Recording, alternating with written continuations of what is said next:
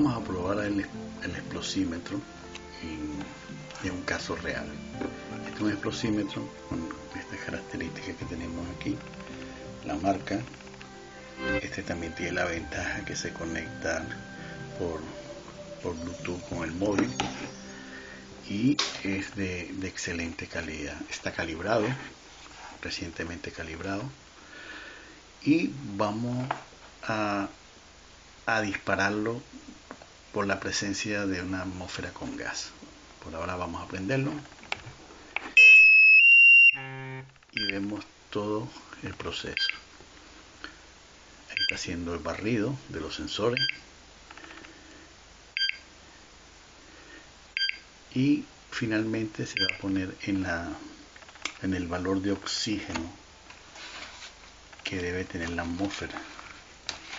Valor estándar, por decirlo así, oscila entre los 20.8, en fin. Aquí vamos a ver el valor que nos arroja. Dice 20, ya todavía no, está haciendo todavía el barrido.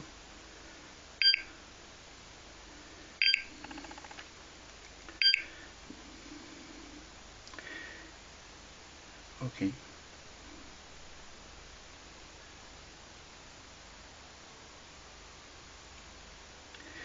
Ahí está finalmente el valor. Es de 20.8. Los valores, el porcentaje de oxígeno, deben oscilar deben ser mayor o igual a 19.5 y menor o igual a 23.5. O sea que esto está dentro del rango de valores. Tenemos 20.8. Una vez que nos hagamos la prueba, vamos a poder observar del lado derecho donde está del lado derecho el 20.8 y del lado izquierdo va a aparecer cuando esté una atmósfera con gas cómo va a bajar el volumen de oxígeno en la atmósfera. Espera que cargue y nos vamos para la cocina y vamos a provocar que se dispare en una atmósfera con gas a través de la hornilla de la cocina. Ahí nos está indicando el nivel de oxígeno que está en 20.8. Esos niveles deben ser mayor o igual a 19.5 y menor o igual a 23.5%. Eso nos indica el límite de oxígeno donde los gases son explosivos. Vamos entonces a abrir la hornilla de gas y vamos a ver qué es lo que pasa.